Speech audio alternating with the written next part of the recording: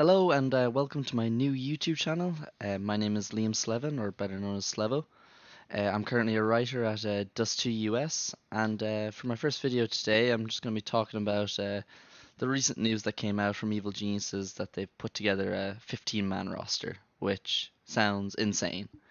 But I'm just going to be giving my thoughts on how it could possibly go because Evil Geniuses, while they announced that they had signed Carpe Diem and Party Astronauts, they haven't exactly kind of given us an idea of how things are going to move going forward. They've said that it's going to be a fluid roster.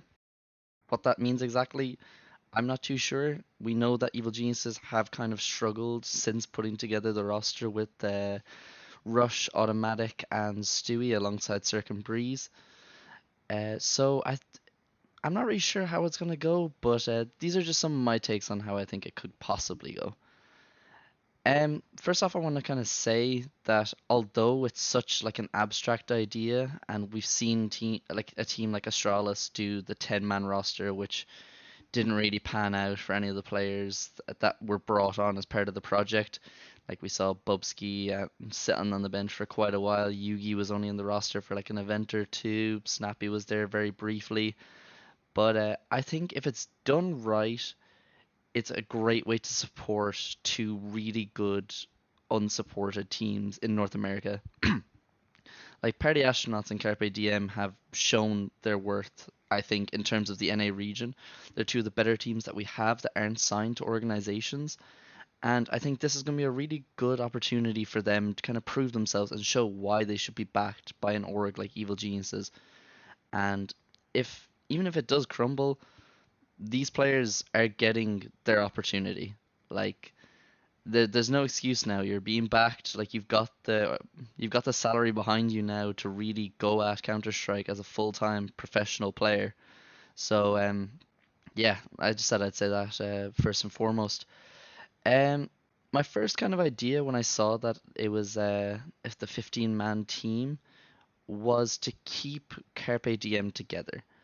And the reason I say that is because they're quite a young team. Like I believe the oldest player is 21.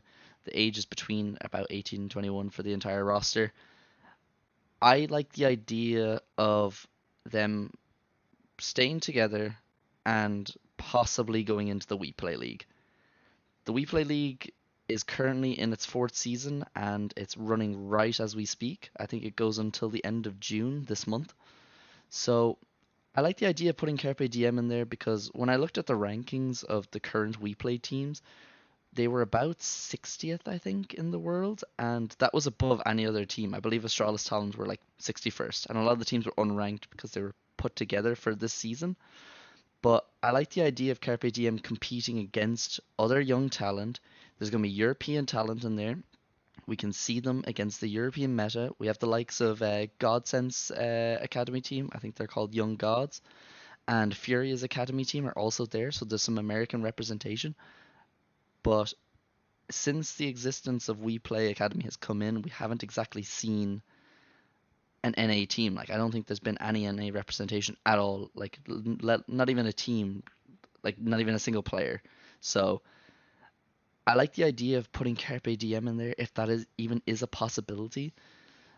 Because when I was originally putting this together, my idea would have been for Carpe Diem to hold out and go into the We Play League, Party Astronauts to stay in ECL temporarily with whatever roster that I'm going to get onto further in the video, and the main Evil Geniuses lineup is going to compete in the likes of Blast and ESL because they have those spots.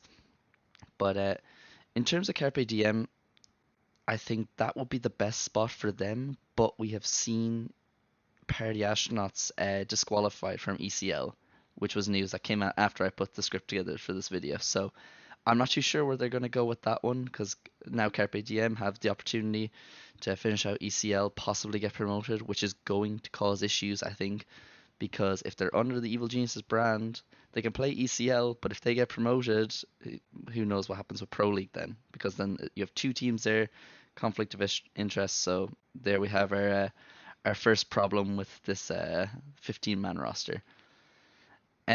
Secondly, I think In terms of the first team, like the top team that you're gonna have under the Evil Geniuses brand that plays the likes of Blast, the likes of ESL, the first move that I would make would be to remove Cirque. And I know like a lot of people still have this memory of Cirque 2018, 2019, one of the best operas in the world, a top 20 player um, who just had immense impact on the op. He has not recaptured that form since the start of 2021. He was doing good throughout 2020. I've had a look at the stats. He was performing consistently, like playing against NA teams in online competitions. But whatever happened since the start of 2021, Cirque has failed to recapture that old form.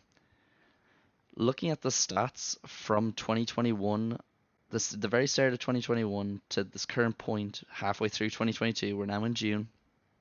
Cirque has played 24 events for Evil Geniuses, and he has 24 events on HLTV.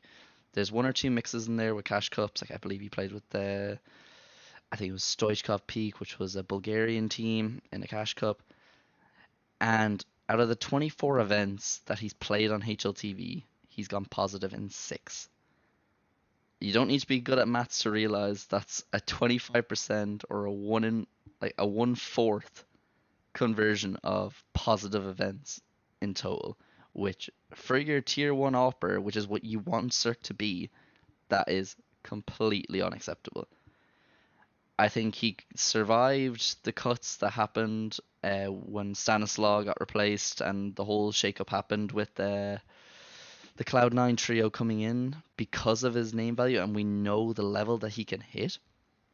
But I think in terms of the 15-man roster, you now have an opportunity to keep him under your umbrella, let him go to a lower level, and find his form again. Who do I replace him with? I think the answer is easy. I think it's Pone. I think Pone, despite his age, he's in his early 30s. We know age hasn't been much of a factor lately with Counter Strike. We've seen Kerrigan just win a major at 32, Rain get an MVP in late 20s. He's 27 now, I believe. I honestly believe Pone is one of the best components of Party Astronauts. Like, he didn't show much when they went on their trip to Europe, but I don't think anyone from Party Astronauts showed anything when they went to Europe. So that would be the first change that I make. I think it gives Pone some exposure at tier one. It gives him a chance to work alongside the likes of Stewie, the likes of Automatic, the likes of Breeze. Breeze, I think at the start of the year was really struggling, and he was one of the people that needed to come online with this roster. But from looking at his events, since the start of 2021, he's played 22 events because he had that little break as well. He's gone positive in 13. So Breeze is irreplaceable at the moment. Like, no matter how dismal Evil Geniuses have been, he's been the best part of them. So I think Pone getting an opportunity to play with those experienced players who've done it against European competition, playing alongside major winners, playing alongside some of the best in the world, I think that will be a really good opportunity for him to show what he's worth. And like I said previously, you keep Cirque under your organization. You're not letting him go. You're not releasing him. So he gets a chance to go down to, say, a lower level, like whatever team decides to play at ECL, whatever team is the third team, maybe even. And it gets him a chance to rebuild his confidence. Because I seen a quote, I can't remember what interview it was, but Cirque was playing like something like 110 hours in the past 2 weeks, which is insane. Like it's a proper schedule, and you'd expect him to have a lot better form considering those hours and considering that he is really trying to get his form back. But I think it's like he's smashing his head against the wall, expecting something to change. And I just think maybe a different scenario. Like he'll play with different players. He won't be alongside Breeze, and maybe a new scene will shake it up for Sir. Because I really want to see him get back to the level that we all know he can play at. So that would be the first change that I make. The second one that I would make, I'm not too sure on right now, because when we were thinking about it at Dust 2, about the different roles that are in this 15-man roster, Rush was the only one that we kind of figured is a full-on support or can play the full-on support role. Like a lot of the other players are entries or lurks and like very stuck to that role. But Rush is so dynamic that I think he brings something special to any team that he's on, despite his stats. Like, we know that he hasn't put up consistently good stats, but there was a reason Complexity picked him up when they were doing their Juggernaut. Like, he is the Swiss Army knife of your team. Like, He will do the bad jobs and he will take them without a problem. There's no real ego on him. Like he will do what's right for the team. The reason I say that you take him out of the first team isn't because of his performance and the stats. It's because I think if he works with one of the younger teams or the less experienced teams, let's say, if he works with like the likes of Perry Astronauts or Carpe Diem, I think he will teach them so much more and bring so much more experience to those lineups that it'll just be invaluable to those players who haven't really got the chance at tier one like Rush has. Because we saw before we had reports that Daps and Rush were going to put together a team. That I think they were going to play under Extra Salt, and it was going to be young NA talent working with those two veterans who have done it all. And really, just from seeing that, you know that he's willing to work with younger talent and say, I don't like using the phrase, but say lesser players, like not top players. So I think Rush going to one of the younger teams kind of makes sense. Who you replace him with is kind of pick and choose really from either of the teams. I personally would say Jonji. I think Jonji is more than capable of keeping up at a tier one level. We saw some good performances hit from him at Pro League. We seen that Chaos lineup that he used to be on. He was phenomenal on it. They were on the cusp of something great before they got shut down. And yeah, I think especially with Rush on the experience, I think that's really one of the most important things that you could get out of this. Because I don't think Stewie's gonna want to play with like Stewie wouldn't go into like a Carpe Diem. I don't think. I think he knows what he's worth. He's done it all, and we've seen like his kind of superstar ego in the past, I guess, which is fine. Like he has done it all. Like he's one of the most accomplished players in NA's history, if not the most, alongside Twist. So yeah, I think Rush really could do a good job with the younger players. One of the final points that I kind of had when I was coming up with this was the fact that the coaches have been brought over from Carpe Diem and Party Astronauts. We have two of them now. Malik is on the transfer list. Where's the third coach going to come in? Is the plan for two rosters, five players to sit out without a coach?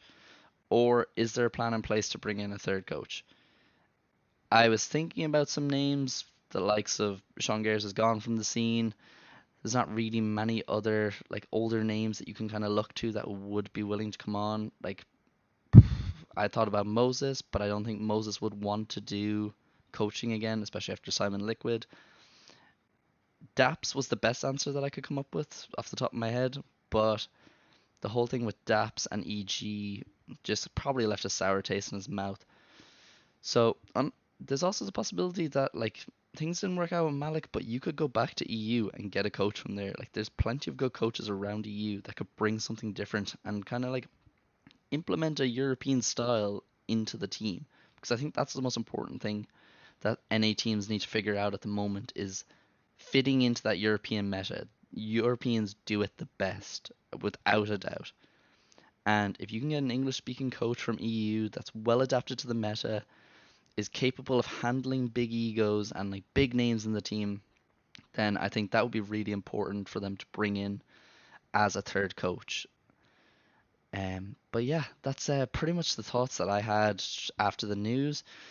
Obviously, we don't really know what's going to happen with EG at the moment. They've not stated much, but they're playing in the Pinnacle Cup next week, I believe. So I think it'll be very interesting to see what lineup they send. Do they send a mix? Do they send a full lineup, but from Party Astronauts or Carpe Diem? Do they send the original EG lineup unaltered? I guess only time will tell. But yeah, that's pretty much all my thoughts. Thanks for watching. This was my first video on the channel, so don't be afraid to leave your comments on how I can improve, because I'm always looking for some good constructive criticism. So thanks for watching, everyone. I appreciate you tuning in, and I'll see you in the next video.